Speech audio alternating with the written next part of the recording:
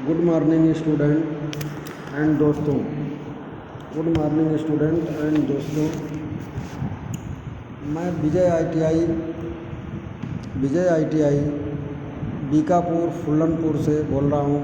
Trade electrician semester second model 1 Chennai के माध्यम से यह प्रश्न पत्र दिया गया है आप लोगों को हल करने के लिए, जिसमें आज 10 प्रश्नों का सीरीज लेकर के हम आपके सामने आए हैं, जिसमें कॉन्फिडेंस क्लियर करिए अपना, और कॉन्फिडेंस को क्लियर करते हुए इन प्रश्नों का उत्तर हल कीजिए ताकि आपका कोई भी प्रश्न गलत न हो।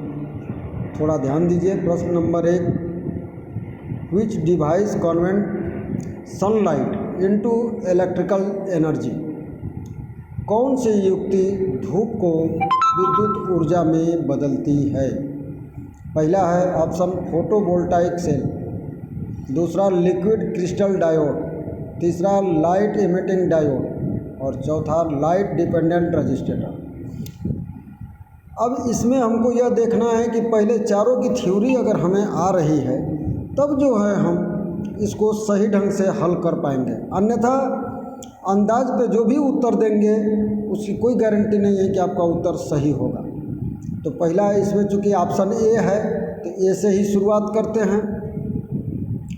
सौर सेल या फोटोवोल्टाइक सेल। सौर सेल या फोटोवोल्टाइक सेल एक विद्युत युक्ति है जो प्रकाश ऊर्जा को सीधे ही वोल्टाइक प्रभाव से विद्युत ऊर्जा में बदल देती है, जो कि भौतिक और रासायनिक अवधारणा है।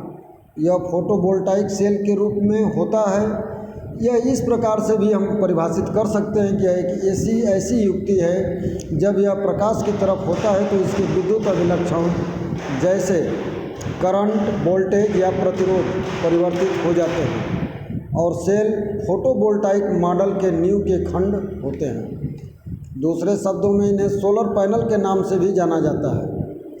सौर सेल सूर्य प्रकाश या कृत्रिम प्रकाश स्रोत के सामने होने पर फोटोवोल्टाइक की तरह कार्य करते हैं। इन्हें फोटो डिटेक्टर भी कहते हैं। फोटो डिटेक्टर की तरह भी उपयोग किए जाते हैं, जैसे इंफ्रारेड डिटेक्टर प्रकाश को अलग करते हैं या दृश्य परास के समीप अन्य विद्युत चुंबकीय विकिरण को अलग करते हैं या प्रकाश की तीव्रता को मापते हैं।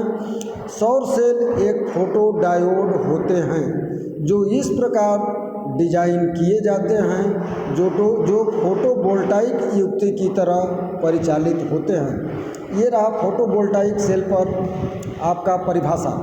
शार्ट परिभाषा भी है। दूसरा है liquid crystal diode. Liquid crystal diode जिसको एलसीडी के नाम से आप जानते हैं। एलसीडी एक प्रकार का डिस्प्ले पारदर्शी है जो टेक्स्ट, छवि, वीडियो आदि को इलेक्ट्रॉनिक विधि से पारदर्शित करने के काम में आता है। यह स्वयं कोई प्रकाश उत्पन्न नहीं करता, बल्कि किसी दूसरे स्रोत से उसके ऊपर पड़ने वाले प्रकाश को मॉड्यूलेट करता है। अर्थात एलसीडी का full form liquid crystal display भी है। इस प्रकार आप जान जाइए कि लाइट डिपेंडेंट रजिस्टर, जैसा कि नाम से क्लियर है, इसका नाम शॉर्ट नाम एलडीआर भी है। जैसे जैसे लाइट या इल्यूमिनेशन पर वेरिएशन होता है, एलडीआर अपना रेजिस्टेंस वेरी करता है। जब एलडीआर पर इल्यूमिनेशन नहीं होता तो यह काफ़ी ज़्यादा रेजिस्टेंस मेगा ओम ऑफर करता है। जैसे ही एलडीआर के ऊपर लाइट प्रकाश डाली जाती है, इसका रेजिस्टेंस धीरे धीरे घटने लगता है। एक लेज़र के लिए यही सबसे ज़्यादा इम्पॉर्टेंट बात है कि किसी भी इलेक्ट्रिकल क्वांटिटी का बदलाव होना, रेजिस्टेंस के बदलाव को हम अपने अकॉर्डिंग कन्फ्यूजर करके अलग अलग एप्लीकेशन में इस्तेमाल करते हैं। लाइट इमिटिंग डायोड, यह इलेक्ट्रिक ऊर्जा को लाइट ऊर्जा में बदलता है। यह फॉरवर्ड वॉइस पर कार्य करता है। इलेक्ट्रॉन और होल्स की रिकॉम्बिनेशन जंक्शन पर होती है। इस प्रकार फोटो डायोड को भी समझा दिए आपको, लाइट इमिटिंग डायोड, एलडीआर और एलडीआर को भी बता दिया गया। अब आप चूज कर सकते हैं कि इसका उत्तर कौन सा सही है। Photo diode. पहला चीज़ है इसमें, यह लाइट ऊर्जा को इलेक्ट्रिक ऊर्जा में बदलता है। लाइट ऊर्जा, प्रकाश ऊर्जा, यह रिवर्स वाइस पर कार्य करता है। बैलेंस बाउंड से कंडक्शन बाउंड में जाने के लिए लाइट द्वारा ऊर्जा सप्लाई दी जाती है। यह लाइट सेंसिटिव होती है और यह एलवीआर की तरह भी प्रयोग होता है। सब मिला के इसका पहला ऑप्शन सही है, ए, फोटोवोल्टाइक सेल। यह एक ऐसी युक्ति है जो विद्युत ऊर्जा को बदलती है, धूप को विद्युत ऊर्जा में बदल देती है। प्रश्न नंबर 2 है, आप देख रहे हैं, which law secondary cell works. Secondary cell अर्थात द्वितीयक सेल किस नियम से कार्य करते हैं। इनमें उन वैज्ञानिक के नाम आपको बताने हैं जो सेकेंडरी सेल का किसके सिद्धांत पर कार्य करता है। तो इसमें पहला ऑप्शन है लेंज का नियम, जूल का नियम, फैराडे के विद्युत अपघटन का नियम और Faraday's law of electromagnetic induction. तो आप पहले लेंज का लॉ क्लियर करिए। लेंज का नियम कहता है कि प्रेरित विद्युत वाहक बल ईएमएफ ऐसा है जो इसे बनाता है उसी का विरोध करता है, अर्थात उसके विपरीत होता है। अब आप जान जाइए कि लेंज का नियम है कि इससे कोई इसका मतलब नहीं, वो ईएमएफ के विषय में कह रहा है और यह उसके किस नियम से कार्य करता है, सेकेंडरी सेल की बात कर रहा है। दूसरा है इसमें जो है जूल का नियम आप पढ़ लीजिए। यह कार्य की इकाई है, जूल जो है यह कार्य की इकाई है। यह 1 मीटर की दूरी तक 1 न्यूटन के बल के विरुद्ध किया गया कार्य 1 जूल होता है, अर्थात इसकी छोटी इकाई अर्ग होती है, 10⁻7 अर्ग। नोट जूल एमकेएस पद्धति में मात्रक है, अर्ग सीजीएस पद्धति का मात्रक है। इस प्रकार तीसरा इसमें ऑप्शन है C, Faraday's law of electrolysis. Faraday C option पढ़िए। सबसे पहले हम आपको यह बता दें कि फैराडे नामक वैज्ञानिक ने अपघटन के 2 नियम एवं विद्युत चुंबकीय प्रेरण के 2 नियम लिखे। आप यहाँ कंफ्यूज ना हों, दोनों नियम यहाँ पूछ रहा है, लेकिन कौन सा नियम सेकेंडरी सेल पर लागू होगा इसके लिए आप चूज करें। उसमें फैराडे के विद्युत अपघटन का नियम चूज करें और उसका हिस्ट्री भी जान जाइए। फैराडेज लॉ ऑफ इलेक्ट्रोलाइसिस, यदि करंट का मान वैल्यू न बदला जाए तो जितने समय तक करंट का प्रवाह जारी रहता है तो उस समय के अनुपात में विश्लेषण में अर्थात इलेक्ट्रोलाइसिस में विमुक्त लिबरेटेड होने वाले पदार्थ की संगति अर्थात मासेस बढ़ती है।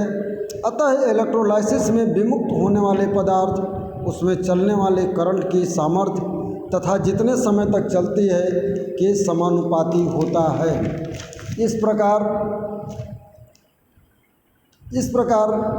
इसका सूत्र आ जाता है। एम जो है विद्युत मास है, आई जो है करंट की सामर्थ्य है, टी जो है समय है और जेड रासायनिक तुल्यांक है, ईसी है।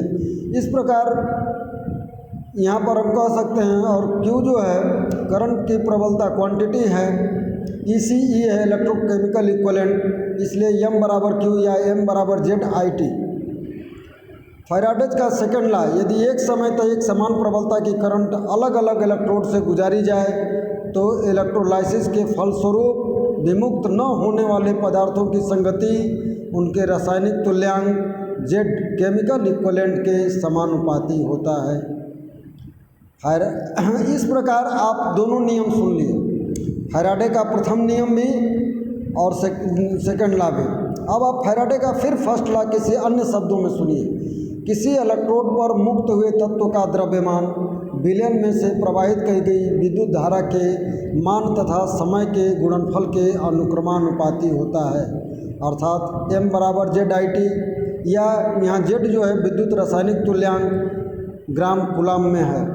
इस प्रकार आप देख लिए कि जो है फैराडे इलेक्ट्रोलाइसिस का नियम यहाँ कार्य करता है और इस प्रकार फैराडे का इलेक्ट्रोलाइसिस का नियम सही है। तीसरा फैराडे के विद्युत चुंबकीय प्रेरण का नियम भी आप जानते होंगे, उसको भी मैं बोल दे रहा हूँ।